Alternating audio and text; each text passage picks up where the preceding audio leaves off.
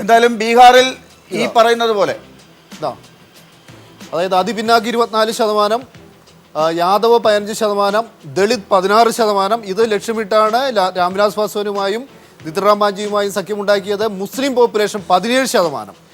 ഇത് മൂന്നായി വിഭജിക്കപ്പെട്ടിരുന്ന മുസ്ലിം പോപ്പുലേഷൻ ഇത്തവണ ബഹുഭൂരിഭാഗവും മഹാസഖ്യത്തിൽ പോകുന്നു കരുതുന്നു. കുർമി ആൻഡ് കൊയ്രി. കുർമി എന്ന് പറഞ്ഞാൽ നിതീഷ് കുമാറിൻ്റെ പരമ്പരാഗത വോട്ട് പങ്ക് 11%, ബ്രാഹ്മണർ 5%, ഭൂമിഹാർ 4%, രജപുത്ര 5%, കായാസ 1%. ഇതാണ് ബീഹാറിന്റെ. ഒരുപക്ഷെ ഈ 24% അതിപിന്നാക്കം എന്ന് പറയുന്ന വിഭാഗക്കാർ 2014 മോഡിയുടെ കൂടെ നിന്നിട്ടുണ്ട്, മോഡിയുടെ ഒപ്പം നിന്നു.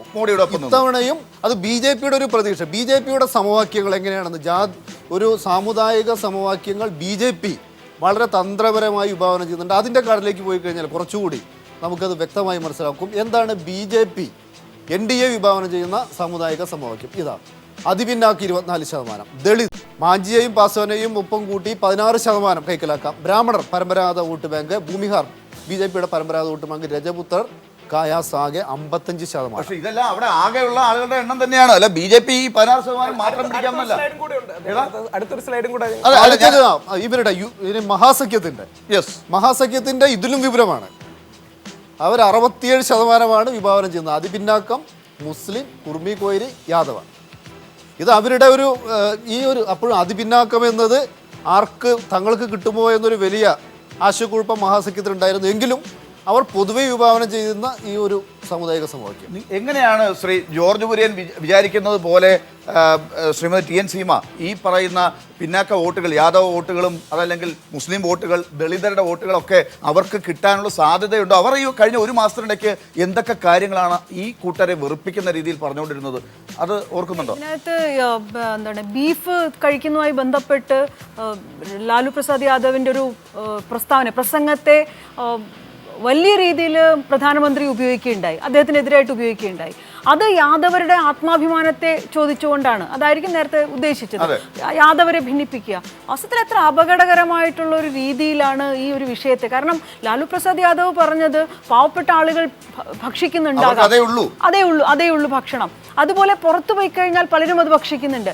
ഇവിടെ ഞാൻ ഭക്ഷിക്കുന്നോ അങ്ങനെയൊന്നും അല്ല അദ്ദേഹം പറഞ്ഞത്. പക്ഷെ അതിനെ ഒരു യാദവ വോട്ടിനെ ഭിന്നിപ്പിക്കാനുള്ള ഒരു ആയുധമായിട്ട് ഒരു സ്ഥാനാർത്ഥിയെ നിർത്തി ലാലു പ്രസാദ് യാദവിന്റെ കൂടെ നിർത്താൻ അല്ലെങ്കിൽ എതിരായിട്ട് നിർത്താൻ പറ്റുന്നില്ല. പകരം നിങ്ങൾ എന്താണ്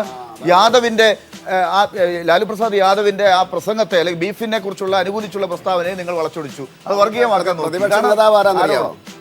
ബീഹാറിലെ പ്രതിപക്ഷ നേതാവ് നന്ദകിഷോർ യാദവാണ്.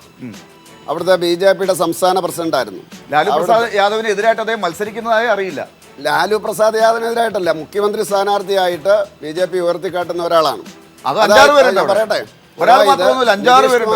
മഹാസഖ്യം വന്നു കഴിഞ്ഞാൽ നിതീഷ് കുമാർ ആയിരിക്കും മുഖ്യമന്ത്രി. BJP വന്നാൽ നന്ദകിഷോർ യാദവും ആകാം. കേരളത്തിൽ വെള്ളാപ്പള്ളിയെ പറയുന്ന പോലെയാണോ ഈ മുഖ്യമന്ത്രി സ്ഥാനാർത്ഥികളെല്ലാം? അദ്ദേഹം പ്രതിപക്ഷ നേതാവാണ്. നമുക്ക് നരേന്ദ്രമോദിയുടെ വാക്കുകൾ ഇവരെല്ലാവരും അതെന്താണെന്ന് ശ്രദ്ധിക്കാം.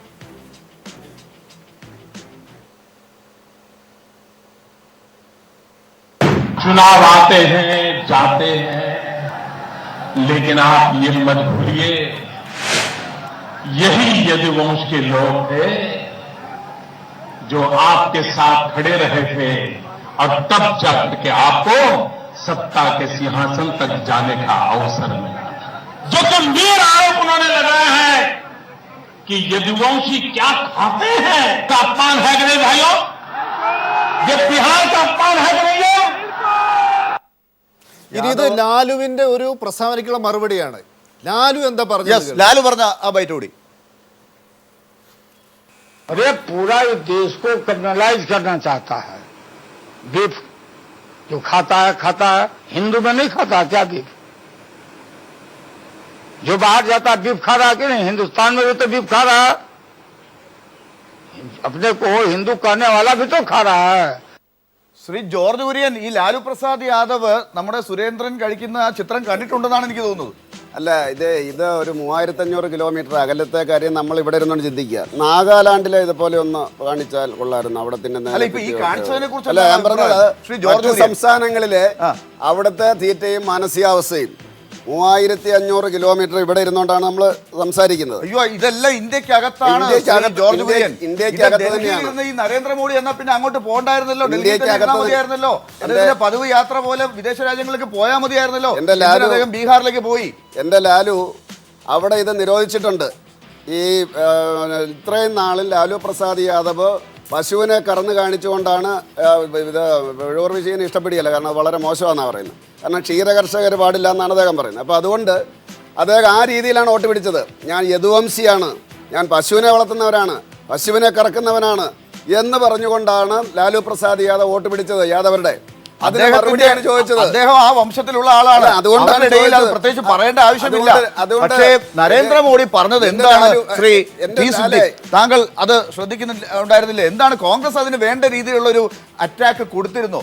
ഇവിടെ കേരള ഹൗസിൽ സംഭവങ്ങൾ വന്നപ്പോൾ പിണറായി വിജയനാണ് അവിടെ പോയത്, ഉമ്മൻചാണ്ടി പോയില്ല. അതുകൊണ്ടാണ് എന്റെ സംശയം. ഉമ്മൻചാണ്ടി ഇവിടെ നിന്ന് ചെയ്യേണ്ട കാര്യങ്ങളൊക്കെ വളരെ ഭംഗിയായി ചെയ്യുകയും കേന്ദ്ര ആഭ്യന്തരമന്ത്രി മാപ്പ് പറയുകയും അതിനെ തുടർന്ന് അതും കഴിഞ്ഞ് കേസിലേക്കും ക്രിമിനൽ നടപടികളിലേക്കും പോകുമെന്ന് ഗവൺമെൻറ് വളരെ കൃത്യമായി പറഞ്ഞിട്ടുണ്ട്. ഇവിടെ പ്രസ്താവനയും നടപടികളും എല്ലാം അത് സംബന്ധിച്ച് UDF ഗവൺമെൻറ് ഭാഗത്തു നിന്നുണ്ടായിട്ടുണ്ട്, ജനങ്ങളുടെ ഭാഗത്തു നിന്നുണ്ടായിട്ടുണ്ട്, പ്രതിപക്ഷത്തിൻ്റെ കേരളത്തിലെ ജനങ്ങൾ ഈ അസഹിഷ്ണുതയൊന്നും അംഗീകരിക്കുന്ന ആളുകളല്ല. ഈ രാജ്യത്തെ ജനതയും അത് അംഗീകരിക്കുന്ന ആളുകളല്ല. ഇന്ത്യൻ പ്രധാനമന്ത്രി സ്വീകരിക്കുന്ന ഒരു രാഷ്ട്രപതി ഇപ്പോൾ 5 തവണ സൂചിപ്പിച്ചല്ലോ ഈ രാജ്യത്തെ അസഹിഷ്ണുതയെ സംബന്ധിച്ച്, വളർന്നു വരുന്ന അസഹിഷ്ണുതയെ സംബന്ധിച്ച്. ഇവർ ഓരോ മേഖലയിൽ തെരഞ്ഞെടുപ്പ് വരുമ്പോൾ തെരഞ്ഞെടുപ്പിന് അനുകൂലമായി. ഡൽഹി തെരഞ്ഞെടുപ്പ് വന്നപ്പോൾ അവിടെ സംഭവിച്ചതെന്താ? ഗുരുദ്വാരകൾ കത്തിച്ചു, അവിടെ വർഗീയ കലാപങ്ങൾ ഇളക്കി വിട്ടു. മഹാരാഷ്ട്രയിൽ സംഭവിച്ചു. എല്ലാ ഇടങ്ങളിലും ഇവർ സമാനമായിട്ടുള്ള സമീപനം സ്വീകരിച്ചിട്ടുണ്ട്. അവർ ഇന്ത്യ രാജ്യത്ത് കഴിഞ്ഞ തെരഞ്ഞെടുപ്പിൽ നിന്ന് BJP പുറകോട്ട് പോയ ഒരു സാഹചര്യമുണ്ട്. കഴിഞ്ഞ തെരഞ്ഞെടുപ്പിന്റെ ഭാഗത്ത് ബീഫ് വളരെ പ്രധാനപ്പെട്ട ഒരു പങ്ക് വഹിച്ചോ ഈ പറഞ്ഞ കാര്യത്തിൽ? BJP ബീഹാറിൽ പുറകോട്ട് പോയതിൽ ഒരു സംശയമില്ല. ബീഹാറിലെ തെരഞ്ഞെടുപ്പിൽ ബീഫ് അടക്കം BJP ഉയർത്തിയ അസഹിഷ്ണുത രാഷ്ട്രീയത്തിൽ അവിടെയുള്ള ജനങ്ങൾ തിരസ്കരിച്ചു എന്ന് വേണം ഈ എക്സിറ്റ് പോൾ ഫലങ്ങളിൽ നിന്ന് കൃത്യമായി അനുമാനിക്കാൻ. കേരളത്തിൽ ബീഫ് ചർച്ച ചെയ്താൽ ഞാൻ ഒരു കേരളത്തിൽ ബീഫ് ചർച്ച ചെയ്താൽ BJPക്ക് വോട്ട് പോകും. ഉത്തരേന്ത്യയിൽ ബീഫ് ചർച്ച ചെയ്താൽ BJPക്ക് വോട്ട് കിട്ടും. കാര്യം ഉത്തരേന്ത്യയിൽ പണ്ട് മുതലേ ഉണ്ടായിരുന്ന സെന്റിമെന്റ്സ് ഒരു കാരണം അതൊക്കെ ഓരോ പാർട്ടികളാണ്. ഞാൻ അതാ സൂചിപ്പിച്ചത്. BJP ഭരിക്കുന്ന ഗോവയിൽ പശുവധ നിരോധനമില്ല, പക്ഷെ 20 സംസ്ഥാനങ്ങളിലോളം കോൺഗ്രസ് കൊണ്ടുവന്നിട്ടുണ്ട്. അത് കോൺഗ്രസിന്റെ തെറ്റാണല്ല.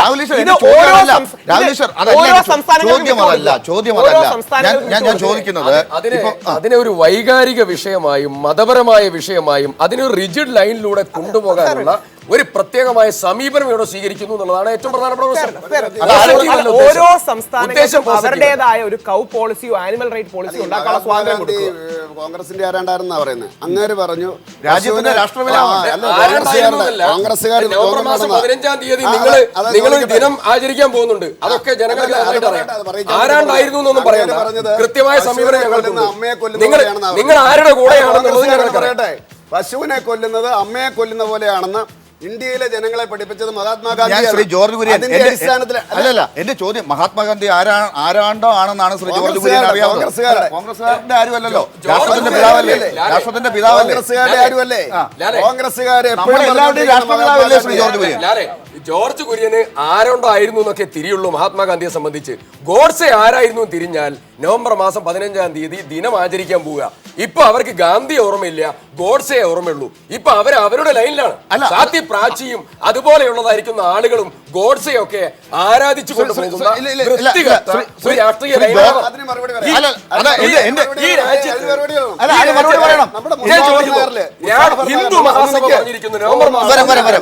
ഹിന്ദു മഹാസഭ പറഞ്ഞിരിക്കുന്നു നവംബർ മാസം 15-ാം തീയതി ഗോഡ്സെയുടെ തൂക്കിക്കൊന്ന ദിവസം ഞങ്ങൾ പവിത്രമായിട്ടുള്ള ദിനമായി പ്രഖ്യാപിക്കുന്നു.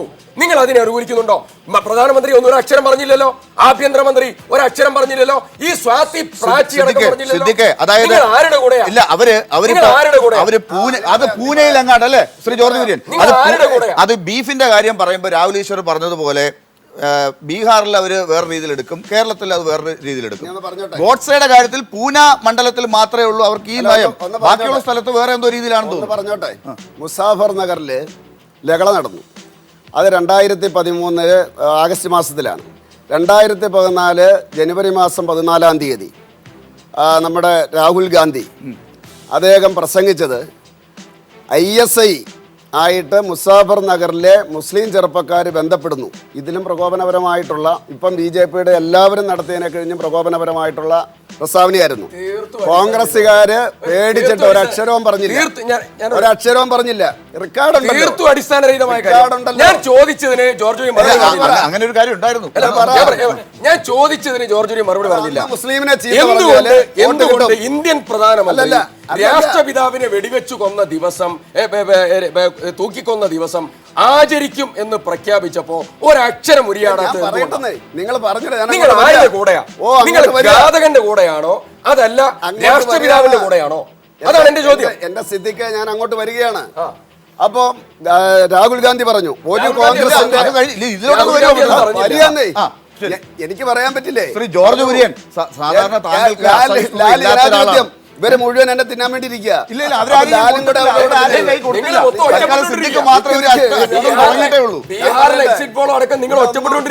ഒറ്റയ്ക്ക് തിന്നരുത്, ഇവർക്ക് എല്ലാവർക്കും തിന്നാനുള്ള.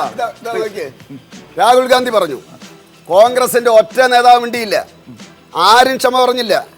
രാഹുൽ ഗാന്ധി അത് പിൻവലിച്ചില്ല. കേരളത്തിൽ കൈവിട്ട് കഴിഞ്ഞപ്പോൾ അത് ജൂലൈ മാസം 4-ാം തീയതി 2010 കേരള ഹൗസിലേക്ക് അച്യുതാനന്ദൻ പോയി. അവിടെ പോയിട്ട് അദ്ദേഹം എന്താ പ്രസ്താവിച്ചത്? കേരളത്തെ ഒരു മുസ്ലിം രാഷ്ട്രമാക്കാൻ വേണ്ടി വിദേശ ശക്തികളുടെ സഹായത്തോടുകൂടി ഇവിടെ പ്രവർത്തിക്കുന്നു. ഇവിടേക്ക് എത്തുന്നില്ലാത്തതുകൊണ്ട് ഞാൻ ഇടപെടുകയാണ്. ഞാൻ ചോദിക്കട്ടെ ജോർജ് കുര്യൻ, ആ കാര്യത്തിൽ ഇടപെടണം. മറ്റേത് ഞാൻ പറഞ്ഞോട്ടെ, മറ്റേ ഈ അച്യുതാനന്ദന്റെ കാര്യത്തിൽ ഇടപെട്ടു, അത് പ്രശ്നമാണ്.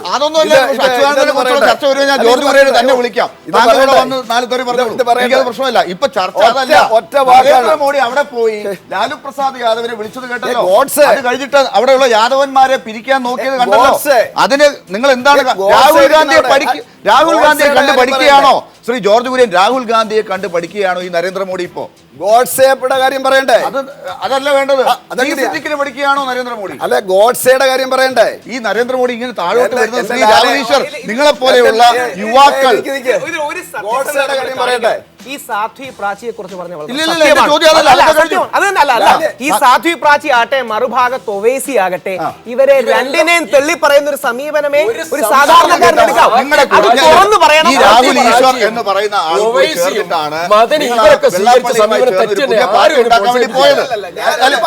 ഇല്ല ഞാൻ ചോദിക്കട്ടെ. അപ്പൊ ഈ നിഷ്പക്ഷനായ രാഹുൽ ഈശ്വർ ഇപ്പോ നരേന്ദ്രമോദിയെ കുറിച്ചും BJPയുടെ സാധ്വി പ്രാച്ചിയെ കുറിച്ചും ഒക്കെ പറഞ്ഞത് കേട്ടല്ലോ. നിങ്ങൾ അതൊന്നും കേൾക്കുന്നില്ലേ? വിശ്വ ഹിന്ദു പരിഷത്തിന്റെ ആളാണ് സാധ്വി പ്രാച്ചി. പറയാൻ സമ്മതിക്കും. അത് ജോർജ് കുര്യൻ കാര്യം പറയട്ടെ. വിശ്വ ഹിന്ദു പരിഷത്ത് എന്ന് പറയുന്നത് എന്താണെന്നറിയാമോ? TG മോഹൻദാസ് എന്ന് പറയുന്ന ഇവരുടെയൊക്കെ ആചാര്യൻ പറയുന്നത് അനുസരിച്ച് വിശ്വ ഹിന്ദു പരിഷത്തിൽ ഉള്ള ആളുകളാണ് ഉച്ചയാകുമ്പോൾ BJP ആവുന്നത്, അവരാണ് വൈകുന്നേരം ആവുമ്പോൾ BMS ആവുന്നത്, പിറ്റേ ദിവസം രാവിലെ RSS ആവുന്നത്. ശ്രീ ജോർജ് കുര്യൻ, ഫഡ്നവിസ് അവിടെ ഈ പ്രസ്താവന വന്നു ഗോഡ്സേയുടെ മഹാരാഷ്ട്രയിൽ. ഒറ്റ സെന്റൻസേ പറഞ്ഞുള്ളൂ, ഗോഡ്സയെ കൊണ്ട് വരുന്നവരെ പിടിച്ച് ജയിലിലിടും. ഞാനൊന്ന് ചോദിക്കട്ടെ, നിങ്ങൾ ഇവിടെ ഭയങ്കര ബഹളം ഉണ്ടാക്കിയല്ലോ. ഈ മീറ്റ് പ്രോഡക്റ്റ് ഓഫ് ഇന്ത്യയിൽ എറണാകുളത്ത് ഹെൽമെറ്റ് വെച്ച് 2-3 പേര് പോയി ചീത്ത പറഞ്ഞില്ലേ? എന്തുകൊണ്ട് അറസ്റ്റ് ചെയ്തില്ല? എന്തുകൊണ്ട് കോൺഗ്രസ്സുകാർ പറയുന്നില്ല, കമ്മ്യൂണിസ്റ്റുകാർ പറയുന്നില്ല? ഡൽഹി നമ്മുടെ കേരള ഹൗസിൽ പോയി ചോദിച്ചു, അയാൾ ജയിലിൽ പോയില്ലേ? ജയിലിൽ പോയല്ലോ. പോലീസ് വന്നതിന് മാപ്പ് പറഞ്ഞില്ലേ? എന്തുകൊണ്ട് കേരളത്തിൽ അറസ്റ്റ് ചെയ്തില്ല? ഹിമാചൽ പ്രദേശിൽ കോൺഗ്രസ്സുകാർ ഇതേ മുസ്ലിം സമുദായക്കാരനെ പശുവിനെ പിടിച്ചുകൊണ്ട് പോയതിനെ അടിച്ചു കൊന്നില്ലേ? എന്തുകൊണ്ട് ഇതിനെപ്പറ്റി ചർച്ച ചെയ്യുന്നില്ല? ഇതൊരു സെലക്റ്റഡ് ആയിട്ടുള്ള ഒരു ഏർപ്പാടാണ്. ഇന്ത്യൻ രാഷ്ട്രീയത്തിൽ എല്ലാ കക്ഷികളും കാലാകാലങ്ങളിൽ വിഭജനത്തിൻ്റെ ഓർമ്മ രാഷ്ട്രീയ നേട്ടത്തിന് വേണ്ടി ഉപയോഗിച്ചിട്ടുണ്ട്, എല്ലാ പാർട്ടിയും. അതാണ് രാഹുൽ ഗാന്ധിയുടെ പ്രസ്താവന, അച്യുതാനന്ദൻ്റെ പ്രസ്താവന, എല്ലാ പ്രസ്താവനയും. പിന്നെ പ്രാഞ്ചിയൊന്നും BJPക്കാരിയല്ല. ആരെങ്കിലും ഭ്രാന്ത് വിളിച്ച് പറഞ്ഞാൽ അതൊന്നും BJP അല്ല. അതുപോലെ കുറച്ച് പേരുണ്ട്, സാക്ഷി മഹാരാജ്, അങ്ങനെയുള്ള കുറച്ച് ആൾക്കാർ. അത് BJPയുടെ അഭിപ്രായം അല്ല അങ്ങനെ പറയുന്നത്. അതുപോലെ തന്നെ അഭിപ്രായം BJPയുടെ ഒരൊറ്റ കാര്യം കൂടെ, ഹിന്ദു മഹാസഭ പ്രാഞ്ചി MP അല്ല കേട്ടോ. പ്രാഞ്ചി എന്നുള്ള വാക്ക് ശരിക്കും ഉപയോഗിക്കണം. എനിക്കറിയില്ല. പ്രാച്ചി MP അല്ല, സാക്ഷി മഹാരാജ് MP ആണ്. 2-3 പ്രാവശ്യം അയാൾക്ക് വാണിംഗ് കൊടുത്തിട്ടുണ്ട്. അതുപോലെ തന്നെ ഇന്നലെ പ്രശ്നം ഉണ്ടാക്കിയ ആദിത്യനാഥ് വാണിംഗ് കൊടുത്തിട്ടുള്ള BJPയുടെ ജനറൽ സെക്രട്ടറിയാണ് വിജയ് വർഗീയ. അദ്ദേഹം അത് പിൻവലിച്ചു, ക്ഷമ പറഞ്ഞു. വിജയ് വർഗീയ BJPയുടെ ജനറൽ സെക്രട്ടറിയാണ്. നമുക്ക് നമുക്ക് ഇപ്പൊ BJP മാത്രം അറ്റാക്ക് ചെയ്തുകൊണ്ടിരിക്കണ്ട. കാരണം BJPക്ക് ആശ്വാസം ഉണ്ടാക്കുന്ന ചാണക്യയുടെ സർവേ ഒക്കെ വന്നിട്ടുണ്ട്. അത് ഫലിച്ചുകൂടായികയൊന്നുമില്ല.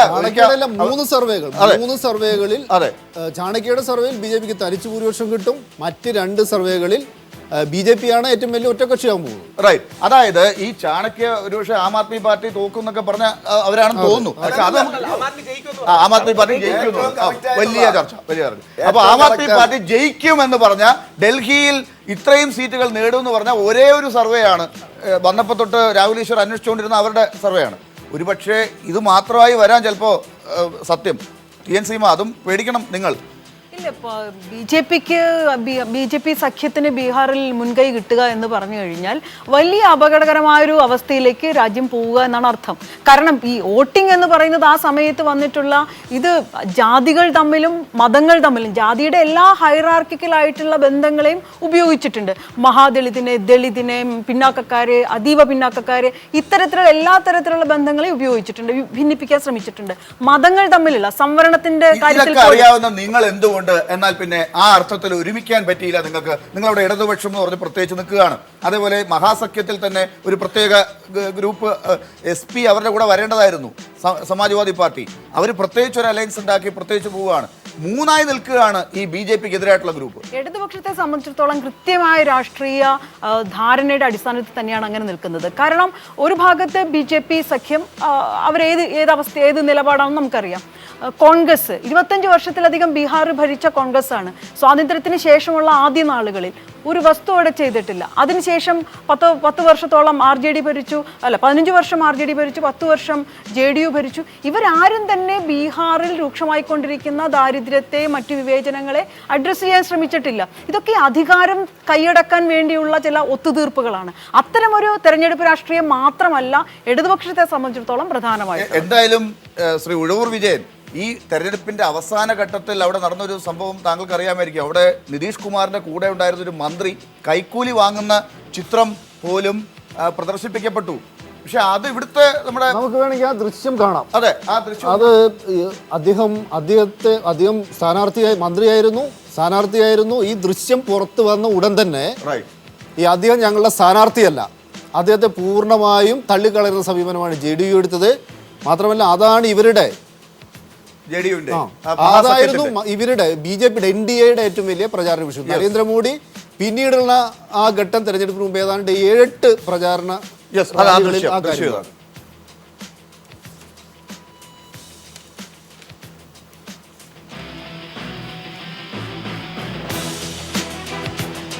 ഇത് BJP ബോധപൂർവം ഇദ്ദേഹത്തെ കുടുക്കിയതാണ് എന്നൊരു മറുപടിയാണ് ഇദ്ദേഹം നൽകിയത്. എന്തായാലും നമുക്ക് പെട്ടെന്ന് മലപ്പുറം ജില്ലാ കളക്ടർ ഇപ്പോൾ വാർത്താ സമ്മേളനം നടത്തുകയാണ് അവിടുത്തെ റീപോളിംഗുമായി ബന്ധപ്പെട്ട്. അതിലേക്കൊന്ന് പെട്ടെന്ന് പോവാം.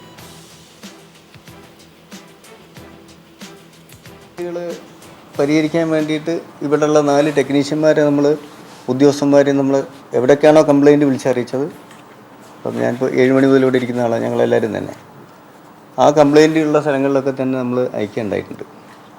പക്ഷേ അത്തരം കംപ്ലയിൻറ്റുകൾ പരിഹരിച്ചതിന് ശേഷവും അവിടെ വീണ്ടും കംപ്ലയിൻറ്റ് കാണും. അപ്പോൾ ഒരു കംപ്ലയിൻറ്റ് പരിഹരിച്ചിട്ട് ഇതിൻ്റെ ടെക്നീഷ്യന്മാർ 100 കണക്കിൽ കംപ്ലയിൻറ്റുകൾ വരുന്ന പലയിടത്തേക്കായി പോയിക്കൊണ്ടിരിക്കുന്നതാണ്. അപ്പോൾ ഒരിക്കൽ കംപ്ലയിൻറ്റ് പരിഹരിച്ചിടത്ത് പിന്നെ ഒരു റൗണ്ട് എത്തണമെങ്കിൽ ഒരുപാട് സമയമെടുക്കണം. നമുക്കൊന്നും ചെയ്യാൻ പറ്റുന്നതല്ലത്, അപ്പോൾ ടെക്നീഷ്യന്മാർ വേണം. അപ്പോൾ അങ്ങനെ വന്നപ്പോൾ പലയിടത്തും വോട്ടിംഗ് തടസ്സപ്പെട്ടു. എന്നാലും നമ്മൾ ഒരു പെർസെൻറ്റേജ് വെച്ചിട്ട് നിങ്ങളൊക്കെ കാണിക്കുന്നത് വെച്ച് ഇപ്പോൾ 74% പോളിംഗ് ഇവിടെ നടന്നിട്ടുണ്ടെങ്കിൽ കൂടി നമുക്കിപ്പം പ്രിസൈഡിങ് ഓഫീസർമാർ, പോളിംഗ് ബൂത്തുകളിലെ പ്രിസൈഡിങ് ഓഫീസർമാരും അവർ വഴി ബ്ലോക്കിൻ്റെ റിട്ടേണിംഗ് ഓഫീസേഴ്സായിട്ടുള്ള ഉദ്യോഗസ്ഥന്മാരും ജില്ലാ കളക്ടർ തന്ന റിപ്പോർട്ട് പ്രകാരം പോളിംഗ് പല വിധത്തിൽ തടസ്സപ്പെട്ടതുകൊണ്ട് മുഴുവൻ വോട്ടർമാർക്കും സമ്മതിദാനാവകാശം നിർവഹിക്കാൻ കഴിയാതെ വന്ന അതും ഈ സാമഗ്രികളുടെ തടസ്സം കൊണ്ട് ഇലക്ട്രോണിക് വോട്ടിംഗ് മെഷീൻ പണിമുടക്കൊണ്ട് തന്നെ റീപോളിംഗ് വേണം എന്ന് അവർ ആവശ്യപ്പെട്ടിട്ടുള്ള റിക്വസ്റ്റ് ഇവിടെ കിട്ടിയിട്ടുണ്ട്, അവരുടെ ശുപാർശ. ആ ശുപാർശയുടെ അടിസ്ഥാനത്തിൽ നമ്മുടെ ജില്ലയിൽ 105 പോളിംഗ് സ്റ്റേഷനിലാണ് റീപോളിംഗ് നടത്താൻ വേണ്ടി കലക്ടർ ബഹുമാനപ്പെട്ട കമ്മീഷന് ശുപാർശ കൊടുക്കാൻ പോകുന്നത്. അതിപ്പം 11 ബ്ലോക്കുകളിലായിട്ടാണ് ഈ 105 ബൂത്തുകൾ വരുന്നത്. അത് ഏറനാട് 9 ബൂത്ത്,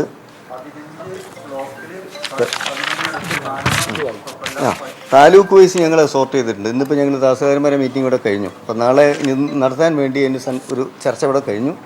അത് താലൂക്ക് വൈസ് എടുക്കുകയാണെങ്കിൽ ഏറനാട് 10, നിലമ്പൂരിൽ 32, പെരിന്തൽമണ്ണയിൽ 16, കൊണ്ടോട്ടിയിൽ 10, തിരൂരിൽ 7, പൊന്നാനിയിൽ 30. ഇങ്ങനെ വരുമ്പോൾ 105 പോളിംഗ് സ്റ്റേഷനിൽ വോട്ടവകാശം ഉള്ളവർക്ക് മുഴുവനായിട്ട് വോട്ട് ചെയ്യാൻ സാധിച്ചിട്ടില്ല. ഇതിൻ്റെ ഇലക്ട്രോണിക് വോട്ടിംഗ് മെഷീൻ പണിമുടക്കുന്നുണ്ട്. അപ്പോൾ നമസ്കാരം. അപ്പോൾ അതാണ് ശുപാർശയാണ് ഇപ്പോൾ കൊടുക്കുന്നത്. അതിനു വേണ്ടിയിട്ട് നാളെ ആ പോളിംഗ് കൃത്യസമയത്ത് തുടങ്ങാനും ഉള്ള എല്ലാ സംവിധാനങ്ങളും ഇവിടെ ചെയ്തു കഴിഞ്ഞിട്ടുണ്ട്. ബന്ധപ്പെട്ട താലൂക്കിലെ തഹസിൽദാർമാരെ തന്നെ അതിൻ്റെ ചുമതല ഏൽപ്പിച്ചു. ഇന്ന് രാത്രി തന്നെ അവരതിന് ടേക്ക് ഓവർ ചെയ്യും. നാളെ കൃത്യം 7 മണിക്ക് തന്നെ അവിടെ കമ്മീഷൻ്റെ ഉത്തരവ് വരുന്ന മുറയ്ക്ക് ഇന്നിത് ശുപാർശ കൊടുക്കുന്നേ ഉള്ളൂ. നമ്മളിവിടെ നടന്നൊരു കാര്യം പറയുന്നത് മാത്രമേ ഉള്ളൂ. അതിനുവേണ്ടി സംവിധാനങ്ങളൊക്കെ ഇവിടെ ചെയ്തു കഴിഞ്ഞിട്ടുണ്ട്. ബഹുമാനപ്പെട്ട കമ്മീഷൻ ഇപ്പം ഈ ഇവിടെ നിന്നുള്ള നിർദ്ദേശം കാത്തു നിൽക്കുകയാണ്. അതിവിടെ ഇപ്പം 2 മിനിറ്റ് കൊണ്ട് ഇപ്പോൾ കൊടുക്കും. അതിനുള്ള സംവിധാനങ്ങളൊക്കെ ചെയ്തു കഴിഞ്ഞിട്ടുണ്ട്. ഇനി വേറെ വല്ലതും ഉണ്ടോ? നഗരസഭകളിൽ എവിടെയില്ല എന്നുള്ളതാണ്. നമുക്ക് 12 മുനിസിപ്പാലിറ്റി ഉള്ളൊരു ജില്ലയാണ് നമുക്കിവിടെ. ഈ 12 മുനിസിപ്പാലിറ്റിയിൽ ഒരിടത്തുനിന്ന് പോലും ഒരു കംപ്ലയിൻറ്റും വന്നിട്ടില്ല. അവിടെ ഭംഗിയായിട്ട് വോട്ടവകാശം നടന്നിട്ടുണ്ട്. ഇല്ല, അല്ല, പല കാരണങ്ങളാൽ ഒരുപാട് സമയം ഒരു ബൂത്തിൽ തന്നെ ഉള്ള വോട്ടിംഗ് മെഷീൻ റിപ്പയർ ചെയ്യേണ്ടി വന്നിട്ടുണ്ട്. റിപ്പയർ ചെയ്തിട്ട് വോട്ട് തുടങ്ങിക്കഴിഞ്ഞാൽ അവിടെ നിന്ന് ആ ടീം പോവുകയാണ്. കാരണം അതുപോലെ കംപ്ലയിൻസാണ് വന്നുകൊണ്ടിരിക്കുന്നത്. പിന്നെ കേൾക്കുന്നത് അവിടെ തന്നെ വീണ്ടും കംപ്ലയിൻ്റ് ആയി എന്നാണ്. അപ്പോൾ ഒരു ബൂത്തിൽ 3 തവണയൊക്കെ വോട്ടിംഗ് മെഷീൻ കംപ്ലയിൻ്റ് ആയി കാണിക്കുമ്പോൾ മണിക്കൂറുകൾ വൈകുകയാണ് ചെയ്യുന്നത്. അപ്പോൾ അതുകൊണ്ടാണ് ഇങ്ങനെ സംഭവിച്ചത്. എനിക്കറിയില്ല, അതിനെ ടെക്നിക്കൽ എറർ 2 എന്നാണ് കാണിക്കുന്നത്. പ്രസ് എററാണ് കാണിക്കുന്നത്. ഇപ്പം നമുക്കിപ്പോൾ ഗ്രാമപഞ്ചായത്തിൽ നമ്മൾ 3 ബാലറ്റിംഗ് യൂണിറ്റ് ഉപയോഗിക്കുന്നുണ്ട്, 3 എണ്ണം. അതേസമയത്ത് മുനിസിപ്പാലിറ്റിയിൽ 1 ഉപയോഗിക്കുന്നുള്ളൂ. നമുക്ക് ഗ്രാമപഞ്ചായത്തും ബ്ലോക്കും ജില്ലാ പഞ്ചായത്തും 3 ബാലറ്റ് യൂണിറ്റാണ് അവിടെ ഉപയോഗിക്കുന്നത്. അതിൽ ഒന്നിൻ്റെ ചെയ്യുമ്പം ഏതെങ്കിലും ഒരു ഗ്രാമപഞ്ചായത്തിൻ്റെയോ ബ്ലോക്കിൻ്റെയോ പഞ്ചായത്തിൻ്റെയോ വോട്ട് അമർത്തുമ്പോൾ അതിനകത്ത് പ്രസ് എറർ കാണിക്കുന്നതുകൊണ്ട് മൊത്തം ബ്ലോക്ക് ആവശ്യം. അല്ല, പുതിയത് കൊടുക്കാം. പുതിയത് വരുത്തി പുതിയ മെഷീനാണ് കൊടുക്കുന്നത്. പുതിയ ഉദ്യോഗസ്ഥന്മാരെ വയ്ക്കുക. ഇന്ന് രാത്രി തന്നെ അവിടെ കൊടുക്കുന്നതായിരിക്കും.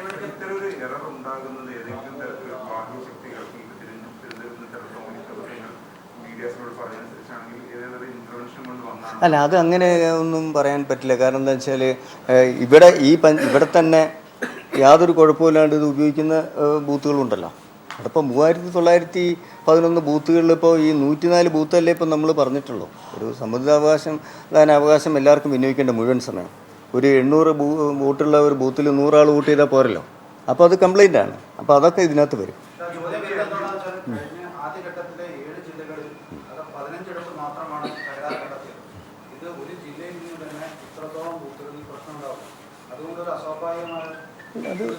അത് ഇനി കമ്മീഷൻ തലത്തിൽ അതിനെക്കുറിച്ച് അന്വേഷണം വല്ലതും ഉണ്ടെങ്കിൽ നടന്നോട്ടെ. അതിപ്പോൾ നമുക്കൊന്നും പറയാനില്ല. ഇപ്പം ഇന്നലെ നമ്മൾ ഡിസ്ട്രിബ്യൂഷൻ സെൻറ്ററിൽ നിന്ന് ഈ ബാലറ്റ് കൊടുക്കുന്ന സമയത്ത് അവർ ചെക്ക് ചെയ്താണ് എടുത്തത്. അതിന് മുമ്പ് നമ്മൾ സ്ഥാനാർത്ഥികളുടെ ബാലറ്റ് പേപ്പർ ഈ മെഷീനകത്ത് വെക്കുന്ന കാൻഡിഡേറ്റ് സെറ്റ് നടന്നിരുന്നു. അതും എല്ലാവരുടെ മുമ്പിലും വെച്ചാണ് ചെയ്തത്. അന്നേരം മോപ്പോൾ ചെയ്തിരുന്നു. അതേ സെറ്റാണ് ഈ കൊടുത്തേക്കുന്നത്. അപ്പോൾ ഇതിനകത്ത് ഒരു രാത്രി കഴിഞ്ഞപ്പോൾ എന്ത് സംഭവിച്ചു എന്നുള്ളത്, ഇപ്പോൾ കുറേ വോട്ടൊക്കെ ചെയ്തു, പിന്നെ ഇടയ്ക്ക് നിലച്ചു. അതെ, അങ്ങനെയൊന്നും പറയാൻ പറ്റില്ല. കാരണം എന്താണെന്ന് വെച്ചാൽ നമ്മൾ ഇത്രയും 3911 ബൂത്തുകളിലേക്കും കൊടുത്ത് ഇതൊക്കെ തന്നെയാണല്ലോ. അതിലിപ്പോൾ 104 ബൂത്തിൽ മാത്രമേ ഇങ്ങനത്തെ കംപ്ലയിൻറ്റുകൾ വന്നിട്ടുള്ളൂ. ഇല്ല. ഞങ്ങളിത് പ്രിസൈഡിങ് ഓഫീസർ മുതൽ ബ്ലോക്കിൻ്റെ റിട്ടേണിംഗ് ഓഫീസർ മുതലുള്ള ആൾക്കാരുടെ, അതിൻ്റെ പഞ്ചായത്തിൻ്റെ RO മുതലുള്ള ശുപാർശ, ഇത്രയും സമയം പോകുന്നത് അതുകൊണ്ടാണ്. ഇത്ര രേഖാമൂലം അത് കിട്ടേണ്ട ഒരു സാഹചര്യമുണ്ട്. ഇവരൊക്കെ വളരെ റിമോട്ടായുള്ള പ്രദേശങ്ങളിലുള്ളത്. അവർ ശേഖരിക്കുന്നതിൻ്റെ സമയമാണ് ഇപ്പോൾ പോയത്. ഇത്തരം ബൾക്ക് സ്റ്റേഷനിൽ റീപോളിംഗ് നടത്തിയ ഒരു സംഭവം ഇതിനു മുമ്പൊക്കെ ഉണ്ടോ കേരളത്തിൽ? കൊണ്ടുപോകാം. എങ്ങനെയാണ് ഇത്തരം ബൾക്കായ സെന്ററുകളിൽ വോട്ടിംഗ് റീപോളിംഗ് നടത്തിയ ഒരു സന്ദർഭം ഇതിനു മുമ്പ് ഉണ്ടോ കേരളത്തിൽ? തദ്ദേശ സ്വയംഭരണ സ്ഥാപനം 2 തരം ഇലക്ഷനാണ്. ഒന്ന് നമ്മളിപ്പോൾ നടത്തുന്നത് ലോക്കൽ ബോഡി ഇലക്ഷനാണ് നടത്തുന്നത്, ഇലക്ഷൻ കമ്മീഷൻ ഓഫ് ഇന്ത്യയുടെ ഇലക്ഷൻ അല്ല. അതൊരു കാര്യമാണ്. നമ്മളിപ്പോൾ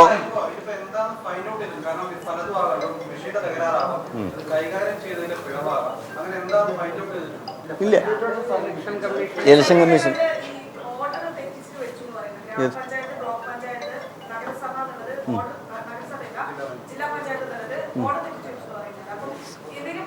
അതല്ല റിപ്പോർട്ട് കൊണ്ടുപോകാം. പരിശീലനമൊക്കെ വളരെ ഭംഗിയായിട്ട് ഈ ജില്ലയിൽ നടന്നിട്ടുണ്ട്. എന്തായാലും മലപ്പുറം ജില്ലയിൽ 105 പോളിംഗ് ബൂത്തുകളിലേക്ക് റീപോളിംഗ് എന്ന വലിയ വാർത്തയാണ്. ജില്ലാ കളക്ടറുടെ ശുപാർശ ഇലക്ഷൻ കമ്മീഷനിലേക്ക് പോകാൻ പോകുന്നു. അല്പസമയത്തിനകം തെരഞ്ഞെടുപ്പ് കമ്മീഷൻ അത് ലഭിക്കും. അവിടെ നിന്ന് തീരുമാനമുണ്ടാകും. ആ തീരുമാനത്തിനൊടുവിൽ നാളെ രാവിലെ 7 മണി മുതൽ ഈ 105 പോളിംഗ് ബൂത്തുകളിൽ റീപോളിംഗ് നടക്കുമെന്നാണ് ജില്ലാ കളക്ടർ ഇപ്പോൾ മാധ്യമപ്രവർത്തകരെ അറിയിച്ചിരിക്കുന്നത്. കേരളത്തിൽ മുമ്പ് സംഭവിച്ചിട്ടില്ലാത്ത ചില കാര്യങ്ങളൊക്കെയാണ് ഇതെന്നുള്ള രീതിയിൽ നമുക്ക് പറയേണ്ടി വരുന്നു. ഏറനാട് പഞ്ചായത്തിൽ 10 പോളിംഗ് ബൂത്തുകൾ, നിലമ്പൂരിൽ 32, പെരിന്തൽമണ്ണയിൽ 16, കൊണ്ടോട്ടിയിൽ 10, തിരൂരിൽ 7, പൊന്നാനിയിൽ 30, അങ്ങനെ 105 പോളിംഗ് ബൂത്തുകളിൽ മലപ്പുറം ജില്ലയിൽ നാളെ റീപോളിംഗിന് ശുപാർശയുമായി ജില്ലാ കളക്ടർ.